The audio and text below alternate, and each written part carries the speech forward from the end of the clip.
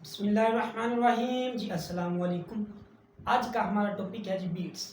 आज हम सीखेंगे कि बीट्स क्या होती है, बीट्स कैसे प्रोड्यूस होती है। ठीक है, तो इसमें कंप्लीट डिस्कशन होगी इंशाल्लाह। आपके माइंड में कोई कन्फ्यूजन बाकी ना रहेगी। ठीक है, तो सबसे हम पहले देखते हैं कि बीट्स क्या होती है। ठीक है, तो हमने पीछे भी बार बार पढ़ा। ठीक है, सुपरपोजिशन प्रिंसिपल में हमने बीट्स को डिस्कस किया था कि बीट्स क्या होती हैं।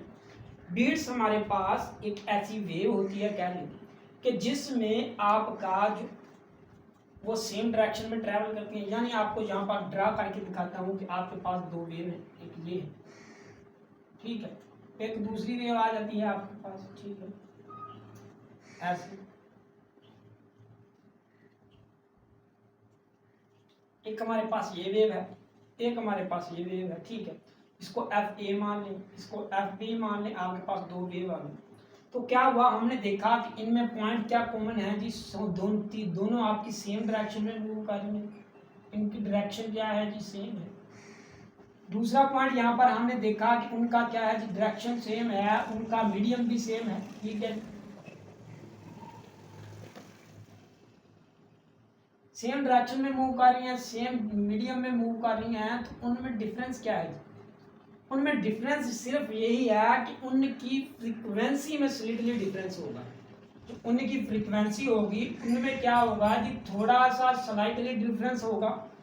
सेम डायरेक्शन में मूव कर रही हैं, मीडियम भी उनका सेम है, स्लाइटली डिफरेंस है जी उनकी फ्रीक्वेंसी। कैसे फ्रीक्वेंसी है देखेंगे। यहाँ पर फर्ज किया कि अगर उनका यहाँ पर क्रस्ट और यहाँ पर क्रस्ट मिल रहा है, तो बाज का सम पॉइंट ऐसे भी आएंगे जहां पर उनका क्रस्ट और क्रस्ट आपस में नहीं मिलेंगे। ठीक है, बाज का ऐसे पॉइंट आएंगे जहां पर उसका ट्रफ एक दूसरे ट्रफ के साथ मिल रहा होगा, ट्रफ कहीं नहीं मिल रहा होगा। ठीक है, तो कहां पर वो मिलते हैं और कहां पर वो नहीं मिलते। ठीक है, मैं दोबारा यहाँ पर इसको ड्रा करके आपको दिखाता हूँ कि मान लीजिए कि यहाँ पर हम आपने देखा यहाँ पर तो मिल रहे हैं, ऐसे होगा, ऐसे होगा, ऐसे होगा।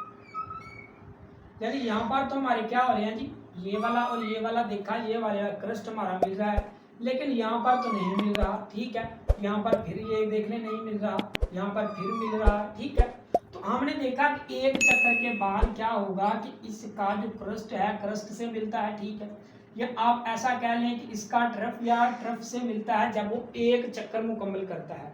तो इस बीट्स क्या होती हैं, बीट्स सेम डायरेक्शन में मूव करती हैं, उनका मीडियम भी सेम होता है, जो उनकी फ्रिक्वेंसी होती है उनमें थोड़ा सा डिफरेंस होता है। डिफरेंस क्या होता है जी, कहाँ पर आपके क्रस्ट मिल जाते हैं, कहीं पर नहीं मिलते, कहीं पर ट्रफ मिल जाते हैं, कहीं पर ट्रफ नहीं मिलते।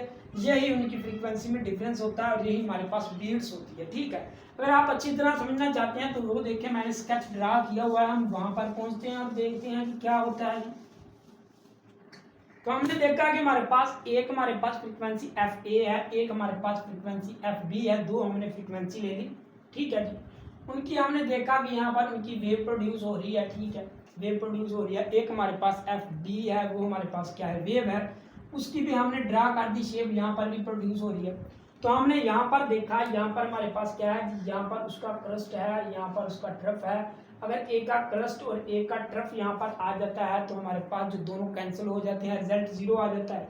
लेकिन यहाँ पर हम देखेंगे क्या होता है कि सम पॉइंट पर ये देखें कि सम पॉइंट पर यहाँ पर उसका क्रस्ट और यहाँ पर उसका क्रस्ट क्या मिल रहे हैं। ठीक है, लेकिन अगर हम फिर आगे पॉइंट पर देखें, यहाँ पर उसका क्रस्ट और यहाँ पर उसका क्रस्ट नहीं मिल रहे, फिर आगे पॉइंट पर देखा हमने, यहाँ पर और यहाँ पर देखा इनके क्रस्ट फिर आपस में मैच करने हैं, फिर आगे देखा उसके मैच नहीं कर रहे। यानी जब वो एक साइकिल मुकम्मल करती है, जब कोई भी चीज़ एक साइकिल मुकम्मल करती है, वेव एक साइकिल मुकम्मल करती है, उसका क्रस्ट और ट्रफ जरूर मैच करेंगे। ठीक है, जब वो एक चक्कर मुकम्मल करेगा, और डिफरेंस क्या होगा, स्लाइटली डिफरेंस होगा, थोड़ा सा डिफरेंस होगा उनकी फ्रीक्वेंसी में।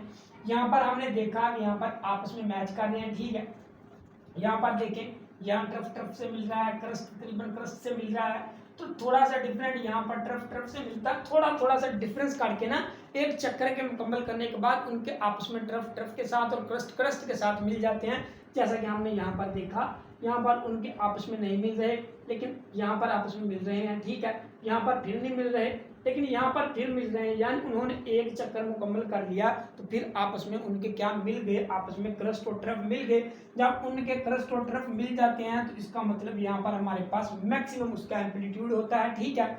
और हमने यही कहा था कि उनकी फ्रीक्वेंसी में स्लाइटली डिफरेंस होता है। अगर हम उसकी वेव फॉर्म जनरेट करें कि कैसे उसकी वेव फॉर्म जनरेट होगी, ठीक है, तो हम यहाँ पर देखते हैं कि जब देखा कि इसका यहाँ पर क्रस्ट है, यहाँ पर उसका ट्रफ है, जब एक का क्रस्ट ये देख लेना, यहाँ पर हमने एक वेव ड्रा की, ये हमारे पास क्या है जी, ये आपके पास क्रस्ट है, ये वाला आपके पास क्रस्ट है, और ये नीचे वाला आपके पास ट्रफ होगा, ठीक, ऐसे करके। तो ये हमारा पॉजिटिव में होता है, ये नेगेटिव में, ये पॉजिटिव में, negative positive negative positive negative. तो जब क्रस्ट और ट्रफ एक पॉजिटिव का है एक नेगेटिव का है, दोनों कैंसिल हो जाएंगे, रिजल्ट आपके पास 0 आएगा।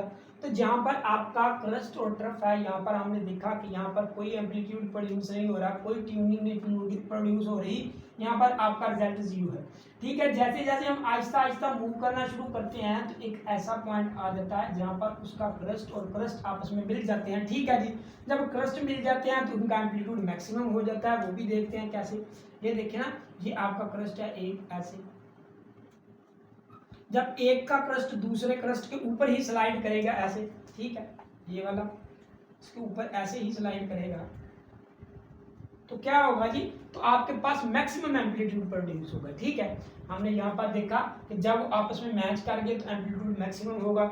इस तरह फिर वो कहीं पर मैच करेंगे, कहीं पर नहीं मैच करेंगे, यहाँ पर वो दोनों ऑपोजिट डायरेक्शन में फिर 0 हो जाएगा, फिर हम देखेंगे फिर उसका मैक्सिमम हो जाएगा, फिर 0 हो जाएगा। यानी एक साइकिल मुकम्मल करने के बाद आपके क्रस्ट और ट्रफ मैच कर जाते हैं, जब क्रस्ट और ट्रफ मैच कर जाते हैं तो आपका एम्पलीट्यूड मैक्सिमम हो जाता है, ठीक है। ये था हमारा बीट्स के बीट्स क्या होती है, ठीक है।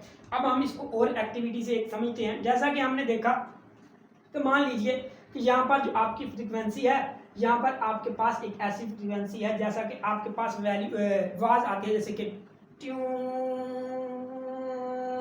ऐसे आवाज आती है। और ये हमारे पास फ्रीक्वेंसी ऐसी है जिसमें आपके पास कुछ आवाज इस तरह से आती है, ट्यूं, ठीक है।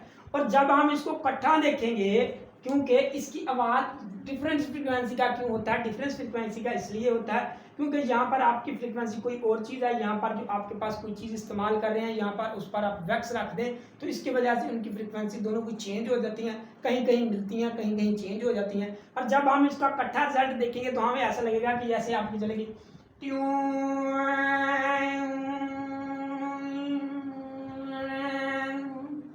इस तरह से, ठीक है। जब आप इसको इकट्ठा देखेंगे तो आपको इस तरह का रिजल्ट मिलेगा, इस तरह की बीट्स पैदा होंगी, ठीक है। अब हम इसको एक और एक्टिविटी से समझते हैं, ठीक है। वो कौन सी एक्टिविटी है, मान लीजिए कि आपके पास एक फ्रीक्वेंसी है, कोई भी आपके पास वेव है, उसकी फ्रीक्वेंसी मान लीजिए कि आपके पास कितनी है, 3 हर्ट्ज है। 3 हर्ट्ज का मतलब ये है कि वो 1 सेकंड में 30 चक्कर मुकम्मल करती है। और ये मान लें कि दूसरी टाइप की आपके पास फ्रीक्वेंसी है, ये आपके पास 28 हर्ट्ज है, ये मान लें कि 1 सेकंड में आपके 28 चक्कर मुकम्मल करती है, ठीक है। ये इसकी क्या है जी, फ्रीक्वेंसी है, ठीक है। तो हम क्या देखेंगे कि हम यहाँ पर देखेंगे कि जब आपके पास उसका 0 होगा, ठीक है। हमने क्या देखना है जी, एक चक्कर 3 हर्ट्ज फ्रीक्वेंसी कितनी होगी, 1 सेकंड में होगी। इसका मतलब है कि अगर हम 3 को 4 हिस्सों में डिवाइड कर दें तो हमारे पास क्या आ जाएगा जी, आपके पास 30 को 4 हिस्सों में डिवाइड करेंगे तो आपके पास यहाँ पर 0, 7.5, 15 और 22 हो जाएगा, और यहाँ पर आपके पास 30 होगा जब 4 हिस्सों को डिवाइड कर देंगे। इस तरह हमने टाइम के भी 4 हिस्से बना लिए, पहले आपके पास 0 होगा, T/4 होगा, T/2 होगा, 3T/4 होगा, T होगा। इस तरह जो हमारे पास नीचे वाली है इसके भी हमने क्या करने हैं जी, इसको 4 पर डिवाइड कर देना है, और इसके भी हमने टाइम के भी 4 हिस्से बना लेने हैं, ठीक है। हमने देखा कि हमारे पास 0 आ गया, 7, 14, 21 और 18 हमारे पास लैम्बडा आ गया, ठीक है, इसकी फ्रीक्वेंसी। और जब हमने देखा कि टाइम हमारे पास 0 है, T/4 है, T/2 है, 3/4 है, T है, ठीक है। तो सबसे पहले जब हमारे पास क्या है जी, जब हमारे पास टाइम 0 है, जब हमारे पास टाइम 0 होगा तो इसका मतलब ये होगा कि जब आपके पास टाइम 0 है तो आपके पास वेवलेंथ कितनी है जी, 0 है, ठीक है। टाइम 0 है तो वेवलेंथ आपके पास इसकी 0 है, इसकी भी 0 है। लेकिन जब आपका T/4 टाइम गुजरा तो इसकी वेवलेंथ कितनी आ गई, 7.5 आ गई, इसकी आपके पास 7 आ गई। इस तरह जब आपके पास T/2 टाइम गुजरा, इसकी भी आपके पास वेवलेंथ 15 आ गई, इसके बाद आपके पास 14 आ गई, ठीक है। तो यहाँ पर जब आपका पास 3t/4 आपका टाइम गुजरेगा तो यहाँ पर आपके पास आपकी जो वेवलेंथ है वो इज इक्वल टू 22.5 आ जाएगी और इसकी 21 आ जाएगी। इस तरह इसकी 30 वेवलेंथ आ जाएगी और इसकी 28 वेवलेंथ आ जाएगी। ठीक है, तो जब हम देखेंगे कि हमारे पास यहाँ पर 0 है, यहाँ पर भी 0 है, 0 वेवलेंथ है, तो आपके पास क्या होगी, आपके पास वेवलेंथ जो एम्पलीट्यूड होगा वो आपका मैक्सिमम होगा। यहाँ पर आपका एम्पलीट्यूड होगा मैक्सिमम एम्पलीट्यूड होगा। ठीक है, मैक्सिमम एम्पलीट्यूड होगा जब आपके पास 0 होगा। ठीक है, लेकिन जैसे जैसे आप आगे मूव करते जाएंगे आपका एम्पलीट्यूड क्या हो जाएगा जी, डिक्रीज होना शुरू हो जाएगा। अब डिक्रीज क्यों होना शुरू हो जाएगा, वो इसलिए कि हमने देखा कि जब हमारे पास टाइम का 4 हिस्सा मिला तो हमारे पास उसका एम्पलीट्यूड का हो गया, डिक्रीज हो गया। कैसे डिक्रीज हुआ, ये हमारे पास 7.5 वेवलेंथ है, ये हमारे पास 7 वेवलेंथ है। तो 7.5 में से जब हम माइनस करेंगे 7 तो हमारे पास क्या बचेगा जी, हमारे पास 0.5 वेवलेंथ बचेगा, यानी 1/2 वेवलेंथ बचेगा। तो 1/2 वेवलेंथ जो हमारा इंटीग्रल मल्टीपल होता है, ये हमारे पास n है ना, ये हमारा इंटीग्रल मल्टीपल होता है जिस पर 1.2 0.5 आता है। इसका मतलब ये यहाँ कहाँ पर आता है, ये तो हमारा डिस्ट्रक्टिव इंटरफेरेंस पर आता है। और डिस्ट्रक्टिव इंटरफेरेंस में हम जानते हैं कि आपकी जो वेव होती है वो डिस्ट्रॉय होती है। इसका मतलब यहाँ पर जब आपके पास यहाँ पर पहुंचेगी आपकी वेव तो वो डिस्ट्रक्टिव इंटरफेरेंस होगा। जब डिस्ट्रक्टिव इंटरफेरेंस होता है तो वहां पर हमारी वेव डिस्ट्रॉय हो जाती है, यानी वहां पर 0 हो जाती है। ठीक है, इसी तरह फिर हम आगे बढ़ेंगे। जब हमने देखा कि हमारे पास t/2 टाइम गुजरा, यहाँ पर भी हाफ टाइम गुजर गया और यहाँ पर हमारे पास 15 है, यहाँ पर हमारे पास 14 है। जब आपने 15 में से 14 निकाले तो आपके पास 1 वेवलेंथ आ गया। इसका मतलब जब हमारे पास 1 वेवलेंथ आएगा, तो हमने पीछे टाइप्स में उसमें पढ़ा कि जब आपके पास 1 वेवलेंथ आती है तो इसका मतलब आपके पास कौन सा इंटरफेरेंस होता है, कंस्ट्रक्टिव इंटरफेरेंस होता है। जब कंस्ट्रक्टिव इंटरफेरेंस होता है तो वो कंस्ट्रक्शन से निकला है, इसका मतलब उसमें वेव एक दूसरे की हेल्प करते हैं, मदद करते हैं और उसमें आपके पास एक वेव क्या हो जाती है, तैयार हो जाती है। ऐसे ऐसे करके आपके पास एक वेव तैयार हो जाती है। ठीक है, इसके बाद हमने फिर देखा कि फिर हम क्या देखेंगे, हमने फिर देखा कि हमारे पास क्या आ जाएगा जी,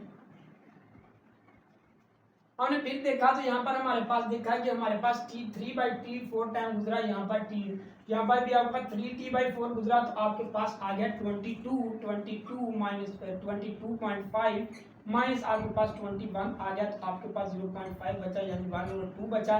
जब 1/2 बचा तो इंटीग्रल मल्टीपल और 1/2 किस में होता है, वो हमारा होता है डिस्ट्रक्टिव इंटरफेरेंस में। जब डिस्ट्रक्टिव इंटरफेरेंस होता है तो इसका मतलब हमारा जो रिजल्ट है, जो वेव है, वो 0 की तरफ मूव करना शुरू कर देगी। आहिस्ता आहिस्ता आहिस्ता आहिस्ता आहिस्ता यहाँ पर उसका रिजल्ट 0 हो जाता है। फिर हम आगे चलते हैं जी, हमारे पास क्या आ जाता है जी, 30 आ जाता है। ठीक है, जब हमारे पास 30 आ जाता है तो आपके पास माइनस इसमें से 28 कर दिया जाता है, तो हमारे पास 2 वेवलेंथ आ जाता है। तो जो हमारे पास जो इसका इंटीग्रल मल्टीपल वो वेवलेंथ में था, वो हमारे पास किस में था, कंस्ट्रक्टिव इंटरफेरेंस था। कंस्ट्रक्टिव इंटरफेरेंस जब होता है तो हमारी बॉडी क्या करती है, बिल्ड करती है, वेव बिल्ड हो जाती है। तो इसका मतलब यहाँ से 0 हुई, यहाँ से आपके पास वेव फिर क्या होगी, बिल्ड होगी। ठीक है, तो यहाँ से हमने ये इस तरह की वेव फॉर्म ड्रा की। ठीक है, पहले हमने देखा कि जब हमारे पास 0 होता है, जब 0 होगा तब तो आपकी मैक्सिमम होगी, क्योंकि वहाँ पर ना डिस्ट्रक्टिव होता है ना इंस्ट्रक्टिव होता है। ठीक है, जहाँ डिस्ट्रक्टिव होता है ना कंस्ट्रक्टिव होता है, तो आपकी मैक्सिमम होगी ना फ्रीक्वेंसी। जैसे जैसे हम क्या करते हैं, आगे आगे मूव करते जाते हैं, तो जहाँ पर आपकी यहाँ पर आपकी जो फ्रीक्वेंसी है वो मिनिमम होती है, इसका मतलब वहाँ पर क्या है, डिस्ट्रक्टिव इंटरफेरेंस है। और जहाँ पर आपकी फ्रीक्वेंसी मैक्सिमम होती है वहाँ पर आपका क्या है, कंस्ट्रक्टिव इंटरफेरेंस है। ठीक है, तो यहाँ पर हमने देखा, यहाँ पर आपका डिस्ट्रक्टिव इंटरफेरेंस होगा, यहाँ पर कंस्ट्रक्टिव इंटरफेरेंस होगा, यहाँ पर फिर डिस्ट्रक्टिव इंटरफेरेंस होगा, यहाँ पर आपके पास कंस्ट्रक्टिव इंटरफेरेंस होगा। तो हमने देखा कि हमारे पास कुछ यहाँ से ऐसा करके हमारे पास रिजल्ट आया, यहाँ से लेकर यहाँ तक हमारे पास कुछ ऐसे रिजल्ट आया, और फिर यहाँ से लेकर यहाँ तक कुछ ऐसे ऐसे कुछ ऐसे और कुछ ऐसे रिजल्ट है। तो हमने यहाँ पर क्या देखा, यहाँ पर हमने ये देखा कि हमारे पास क्या हुआ जी, 2 बीट्स प्रोड्यूस हुई। कैसे, एक हमारे पास वाला ये वाला लूप, हाफ ये और हाफ ये। हमने देखा हमारे पास कितनी बीट्स प्रोड्यूस हुई, हमारे पास 2 बीट्स प्रोड्यूस हुई। ठीक है, 2 बीट्स प्रोड्यूस हुई। तो हमने देखा इनकी फ्रीक्वेंसी में कितना फर्क था, वो भी 2 का था। तो इसका मतलब ये हमारे पास जो 2 बीट्स प्रोड्यूस होती हैं इनको क्या कहते हैं, इनको कहते हैं बीट फ्रीक्वेंसी। ठीक है, अब बीट फ्रीक्वेंसी क्या होती है वो हम देखते हैं। ठीक है, हमने देखा कि हमारे पास क्या आई, उनका फ्रीक्वेंसी का डिफरेंस भी 2 है, और यहाँ पर हमारे पास जो बीट्स प्रोड्यूस हो रही हैं वो 2 बीट्स प्रोड्यूस हो रही हैं, इनको बीट्स फ्रीक्वेंसी कहते हैं। अब बीट फ्रीक्वेंसी क्या होती है, तो बीट फ्रीक्वेंसी हमारे पास कुछ ये होती है कि नंबर ऑफ बीट्स, आपके पास 2 वेव हैं, एक आपके पास एफ ए था, एक आपके पास एफ बी था, तो जो आपके पास 2 वेव्स है ना, 1 एफ ए उसकी फ्रीक्वेंसी और उस दूसरी की फ्रीक्वेंसी, तो number of beats per second, number of beats per unit time. ठीक है, यहाँ पर आप लिख लें टाइम लिख लें, number of beats per unit time is equal to the frequency difference between tuning fork। क्या आएगा हमारे पास, यहाँ पर हमारे पास इसकी कुछ डेफिनेशन ये होगी कि number of beats per unit time is equal to the frequency difference between 2 tuning fork. ये हमारे पास ट्यूनिंग फोक ही थी ना, ये हमारे पास क्या थी, ये हमने माना था कि ये हमारे पास एक ट्यूनिंग फोक है एफ ए, ये उसकी फ्रीक्वेंसी है, ये हमारे पास दूसरी ट्यूनिंग फोक है ये एफ बी, उसकी फ्रीक्वेंसी है। तो हमने देखा इन दोनों के दरमियान डिफरेंस कितना था, वो 2 था, और यहाँ पर हमारे पास बीट कितनी प्रोड्यूस हुई, वो 2 प्रोड्यूस हुई। इसीलिए वो कह रहा है कि number of beats produce per unit time is equal to the number of beats produce per unit time is equal to the frequency difference. Frequency का डिफरेंस होगा बिटवीन 2 ट्यूनिंग फोक। ठीक है, बिटवीन ट्यूनिंग फोक, तो हमारे पास इसकी definition ये आ गई कि number of beats per unit time is equal to the frequency difference between 2 tuning fork. ठीक है, तो हमने यहाँ पर प्रैक्टिकल देख भी लिया और इसकी डेफिनेशन भी देख ली। इसकी डेफिनेशन है ये हमारे पास बीट्स की फ्रीक्वेंसी की डेफिनेशन है। ठीक है, अब हम देखते हैं कि हम जो फ्रीक्वेंसी है वो कितने हर्ट्ज तक सुन सकते हैं। तो जो हमारी फ्रीक्वेंसी है वो हम तकरीबन 10 हर्ट्ज तक ही फ्रीक्वेंसी सुन सकते हैं। अगर फ्रीक्वेंसी इससे ज़्यादा हो तो वो हमारे पास फ्रीक्वेंसी नहीं सुनते सकते, क्योंकि हमारा माइंड जो है 0.1 सेकंड तक ही किसी भी फ्रीक्वेंसी को सुन सकता है, उसके बाद वो बिजी हो जाता है। ठीक है, तो हमने यहाँ पर ये भी देख लिया। अब हमारे पास जी एक वायोलिन है, जैसे हमने गिटार देखा, अगर हमारे पास एक गिटार हो तो हमने देखा उस पर मुख्तलिफ ट्यूनिंग लगी हुई हैं, जब हम उस पर हाथ लगाते हैं तो मुख्तलिफ तरह की ट्यूनिंग निकलती हैं, और हम उसको नोब की मदद से क्या करते हैं, किसकी फ्रीक्वेंसी इंक्रीज करते हैं, किसी फ्रीक्वेंसी डिक्रीज करते हैं। ठीक है, तो जब आप उसके जो नट लगे हुए हैं उसको आप जब ओपन करेंगे या टाइट करेंगे तो आपको जब उनके दरमियान स्लिटली डिफरेंस उनकी फ्रीक्वेंसी के दरमियान होगा, उसकी जो नोब है उनकी फ्रीक्वेंसी के दरमियान स्लिटली डिफरेंस होगा, तो आपको गिटार की या वायलिन की आवाज़ सुनाई देगी। लेकिन अगर उनकी फ्रीक्वेंसी दोनों की सेम हो जाएगी तो वहाँ पर आपकी बीट प्रोड्यूस नहीं होगी। ठीक है, बीट्स प्रोड्यूस नहीं होगी जब आपके पास उनकी डिफरेंस जो उनकी फ्रीक्वेंसी है उनमें स्लिटली डिफरेंस नहीं होगा।